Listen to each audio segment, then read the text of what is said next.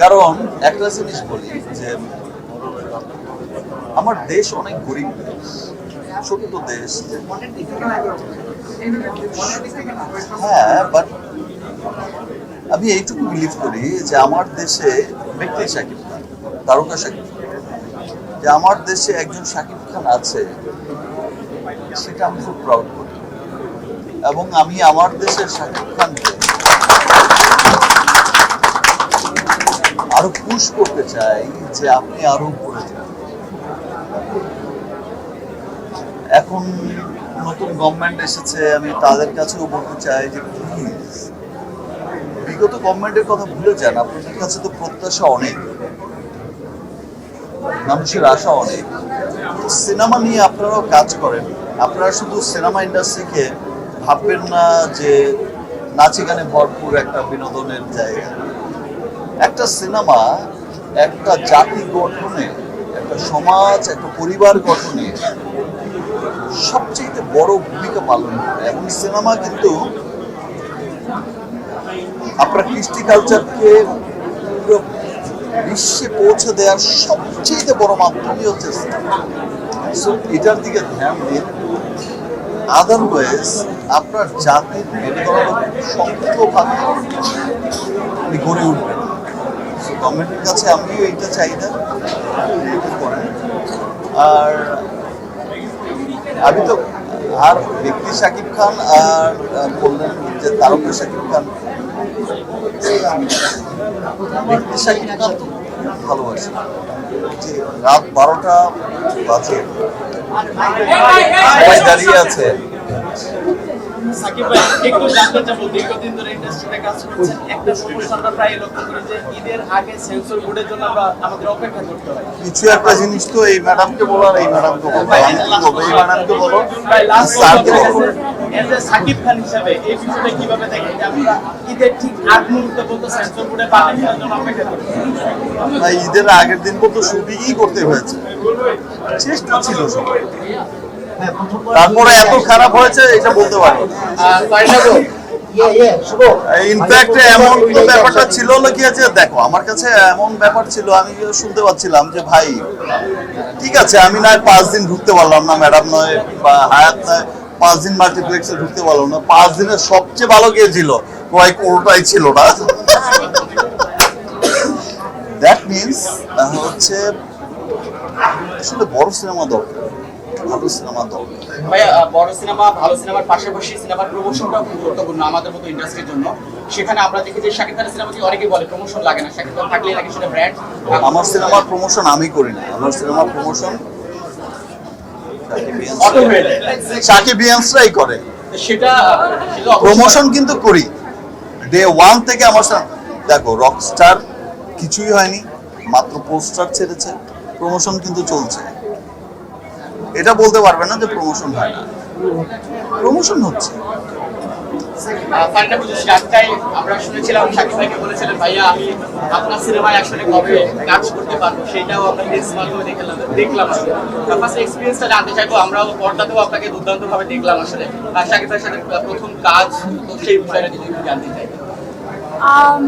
অবশ্যই আমার প্রত্যাশা অনেক বেশি ছিল, যেটা শাকিব ভাই বললো যে সময় বা সব কিছু মিলে হয়তো মানে প্রত্যাশা অনুযায়ী হয়নি, বাট আমি আমার জায়গা থেকে চেষ্টা করেছি। আশা করছি ভবিষ্যতে যখন আরো ভালো অপরচুনিটি পাবো, আরো ভালোভাবে জ্বালা ধরিয়ে দিয়েছো, আরো ভালোভাবে কাজ করার চেষ্টা করব।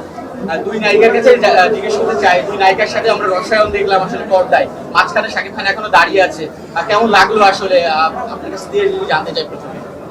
ভালো লেগেছে, ভীষণ ভালো লেগেছে। আমরা আমাদের 100% চেষ্টা করেছি ভালো করার ছবিটা। পরি হয়ে গেছে।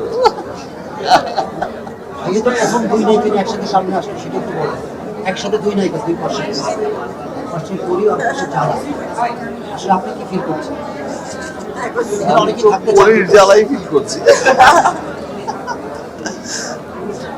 লাস্ট প্রশ্ন করি, দাঁড়াও, 3 মাসের জন্য আপনি এসেছিলেন, বলছিলেন অনেক আগে হয়ে গেছে 25 বছর বেশি, অনেক বলে এই দুই শাকিব খান শেষ, কিন্তু শাকিব খান শেষ হবে, এটা সিক্রেট।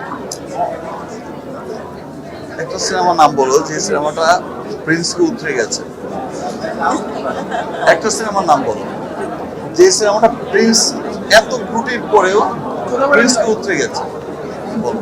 তাহলে আজকে থেকে অফ। এটা মানুষের ভালোবাসে, মানুষ ভালোবাসে। আর আমিও শাকিব খানকে প্রচন্ড ভালোবাসি, পাগলের মতো ভালোবাসি। এবং সর্ব সময় ট্রাই করি যে আর কি হবে।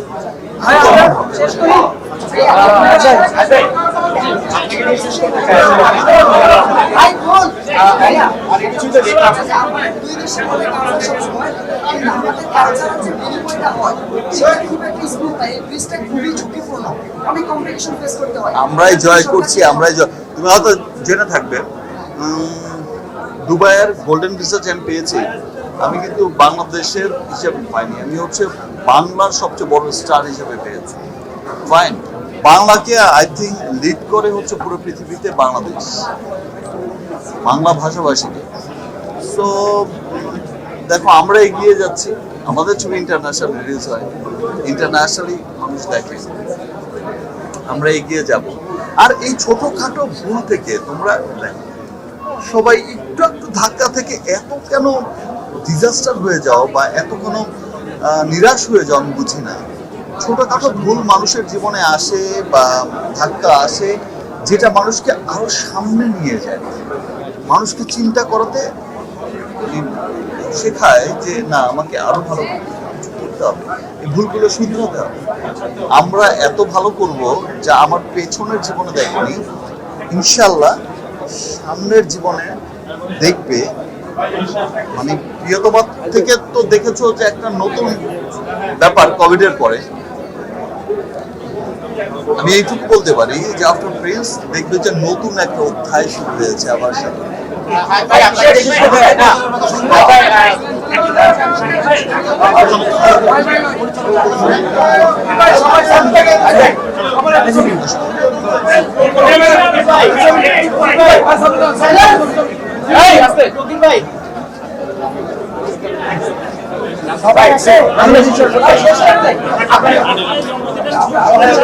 আর সেই সাথে বলতে চাই যে আমাদের ইন্ডাস্ট্রির অনেকেই আছে যারা আমাদের ইন্ডাস্ট্রির ক্ষতি চায়। আপনি একজন সিনিয়র, সেই ক্ষেত্রে আমাদের ইন্ডাস্ট্রিকে আরো সামনের দিকে এগিয়ে নেওয়ার জন্য আপনার আসলে কি কি তাদের উদ্দেশ্যে আপনি আসলে কি বলতে চান? দেখেন, আমি সবসময় চেষ্টা করি যে আমি আমার জায়গা থেকে, যে আমার ইন্ডাস্ট্রিকে আমি এমন একটা জায়গায় ক্রিয়েট করতে চাই যে যেদিন আমি পৃথিবীতে থাকবো না যেন বলে যায় যে করে গেছে। আমরা যেমন দেখি যে 60 বছর বয়সে মিস্টার শাহরুখ খানই কিন্তু বলিউড ইন্ডাস্ট্রিকে, বলিউড যেটা হারিয়ে গিয়েছিল সেই ইন্ডাস্ট্রি তার হাত ধরেই কিন্তু আবার পাঠান জওয়ান থেকে আবার শুরু হয়েছে। এনিওয়েজ, আমি আমার জায়গা থেকে চেষ্টা করে যাই এবং আমি করবো সেটা। আপনারা যদি পাশে থাকে, আমি জানি যে সমস্ত মানুষ, সমস্ত দেশের মানুষ আমাকে ভালোবাসে, তার প্রমাণ প্রিন্স। আমি করবো ইনশাল্লাহ।